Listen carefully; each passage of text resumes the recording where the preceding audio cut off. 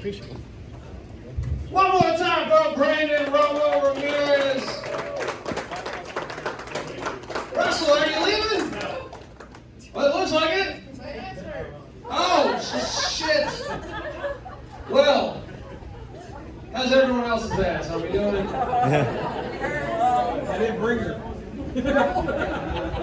Mateo, you doing? I'm good. All right. Bob hasn't felt his ass in 78, so I'm not even going to ask him. Got any He's like, I ain't got no ass. I got a hole at the Well, bottom. now that they're gone, how we doing? Are we having fun? Still a little uncertainty. That's all right. That's all right. How are you guys doing? Good? Okay. She's like, don't talk to me. Don't talk to me. I feel like you set me up here on purpose. Are you guys ready for your next comic? Yeah. All right, that's what I'm talking about. Coming up next to the stage, very funny friend of mine. He performs all over Central Florida. Y'all give it up for Mr. James Hollingsworth.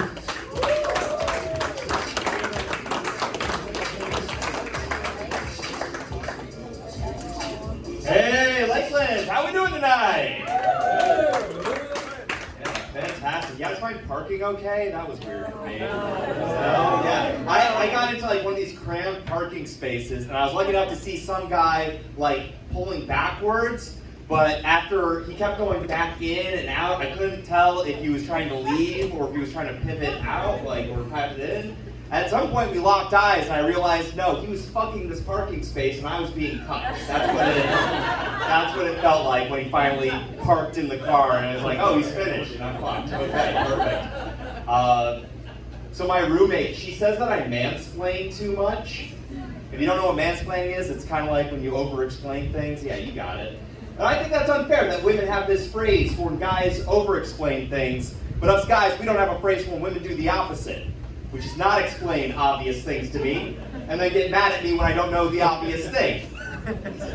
Like, I'll give you an example. Like, did you guys know that if you don't clean out the lint trap to your dryers, well, then you can start a fire? Yeah. Well, I didn't know that.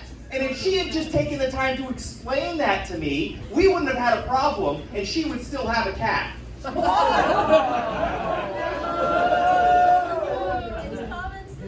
No surprise here. She also says I'm not very empathetic. You don't know what empathy is? It's kind of like being psychic with feelings. But get this. Her idea of being a good person is that when she feels bad, me and everyone around her are also supposed to feel bad. Doesn't that just sound incredibly selfish of her? Right? Like if you're feeling bad, the goal shouldn't be to drag everyone else down here with you so we all feel terrible, right? We should be working on getting you up here with me at neutral, where we both don't care about your dead cat who's with me. Yeah. Not this crowd. This is the very pro-living cat crowd. Yes. And this is everyone who came to have a fun time tonight. Okay. You can be one of two people. Choose correctly. Despite my personality, I've been dating my girlfriend for about a year now. I'm really excited about that, you know. We're having a great time. We're actually having serious conversations about our long-term future plans. Like, hey, I had asked her the other night, hey, if we get married, are you prepared to lie on your taxes with me? She said no, because she gets like a W-2, so it's all kind of like, they rat her out to begin with. I get a bunch of small checks, okay? The math is very intimidating. I don't think it's my fault. I think the government isn't good enough to pay for it, but I also think it's not scary enough for me to be worried about paying them, right? Because like, what are they going to do if I don't pay taxes? They're going to send someone to audit me, which sounds like they're just going to send someone to help me do the math I find intimidating. So this is win-win, right? You know, you send your goons over if you want my $20 I probably owe you at the end of the year. I got nothing.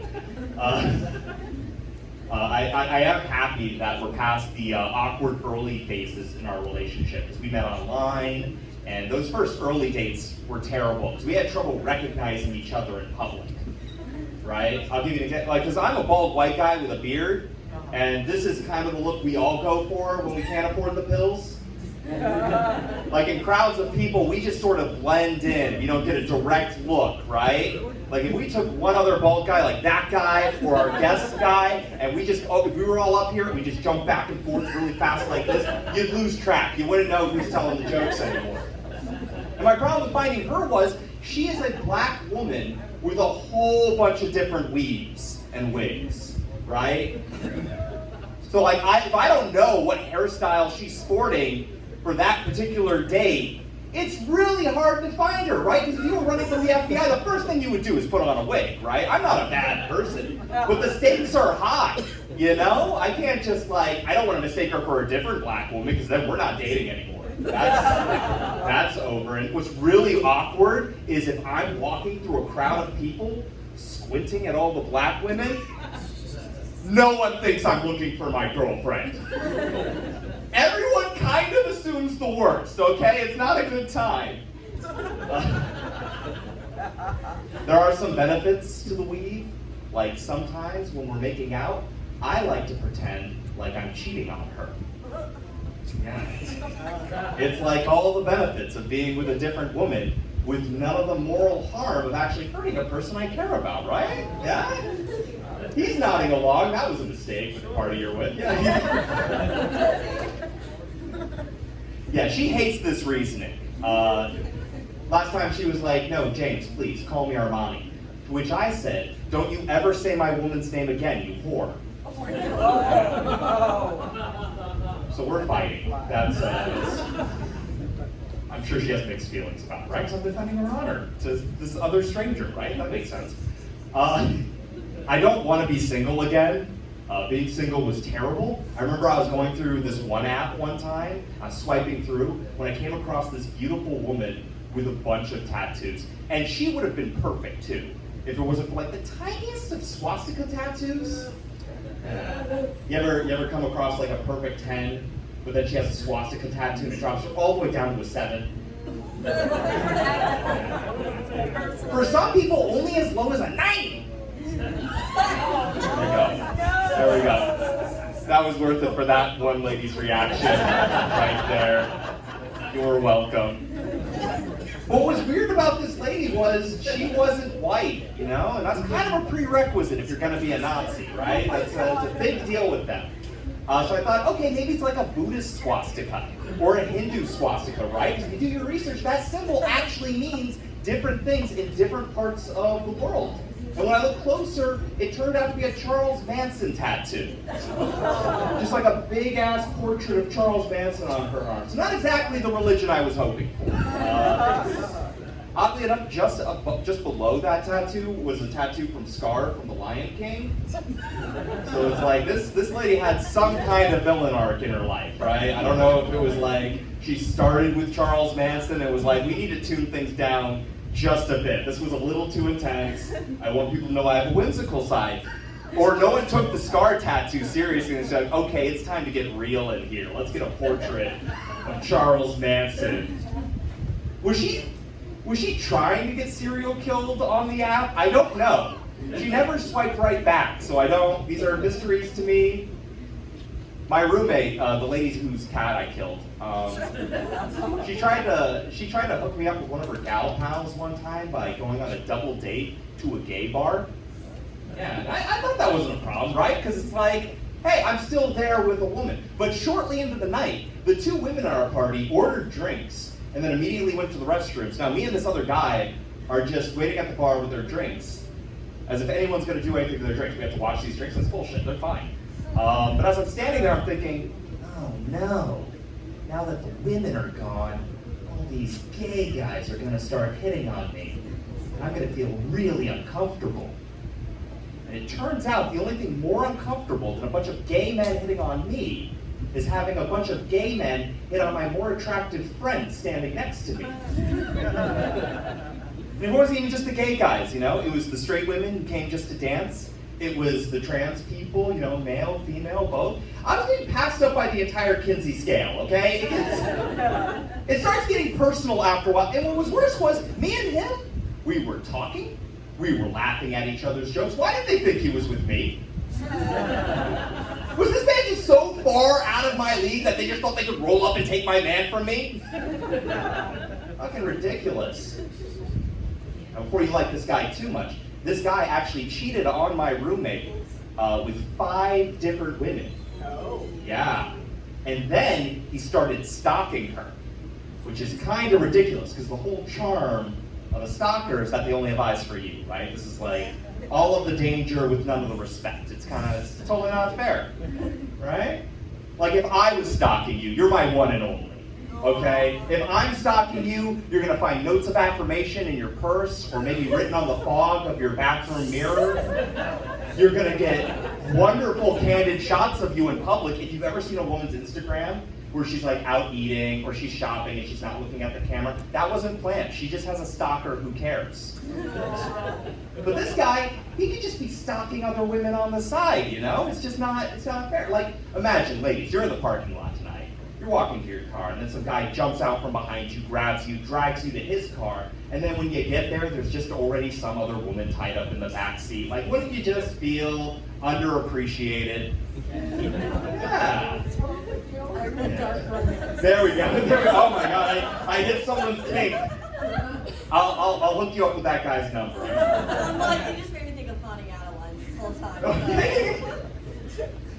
The true crime is real. You got a Charles Manson tattoo on you, or? No. That's fine. Good for you. A round of applause for the lady who doesn't have a Charles Manson tattoo. Great job for having dark impulses and not just telegraphing them to the world. Yeah, it's just read it. Yeah. Oh, okay, stop telling on yourself. I just gave you props for that.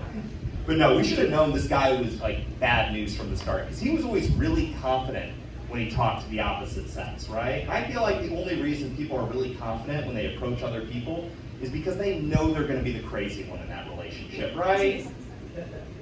Like I think the ideal level we should be approaching each other is like tentatively afraid, right? Like guys, if you're like, you know, with a woman, well, like ladies, if you're talking to a guy, you know, he might seem like a genuinely nice guy, but you always got to keep it in the back of your head that he might try to physically harm you one day, right? And guys, if you're talking to a woman, you know, she might seem kind of nice, but you always got to keep it in the back of your head that she might try to say something that'll cause you to physically harm her one day. So you see,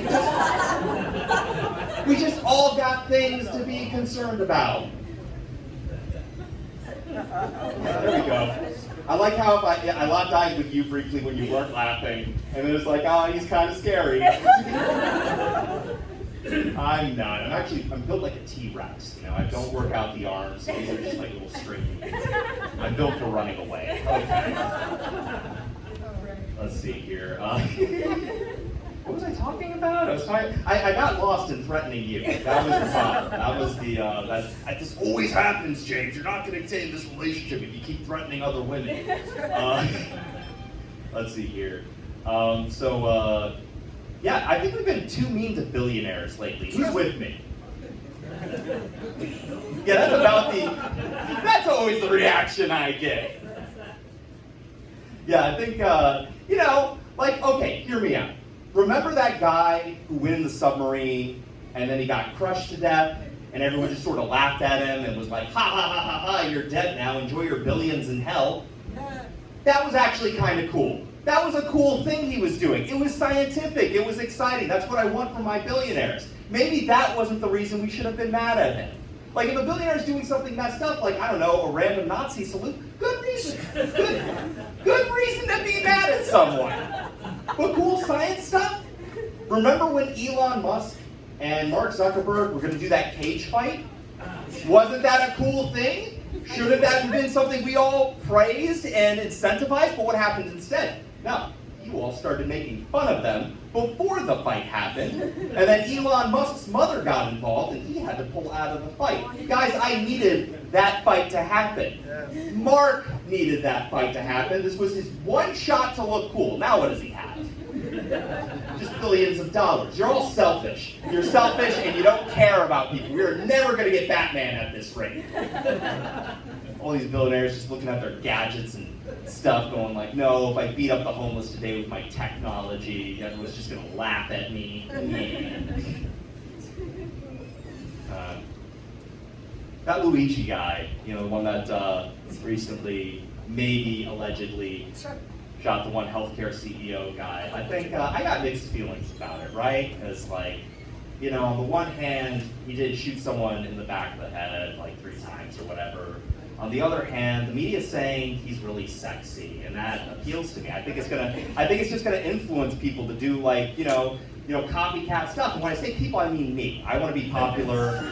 But I'm gonna do it wrong. I don't think I have the moral clarity to be popular for shooting the right person. Like I was at the movies the other night, and I thought the concession stand was charging way too much, so I held up the concession stand. And the guy behind the concession stand was like, "Please, no, I don't set the prices. It's not up to me. You can just eat somewhere else." But I was too busy singing Les Mis. Can you hear the people singing the songs of angry men? Like it's catchy, but will it hold up in court? You know, these are the questions. Okay, well you've all been great. I ended on a weird note. That was fun for me. Don't shoot me in the parking lot. Give it up for your host, LJ Brock.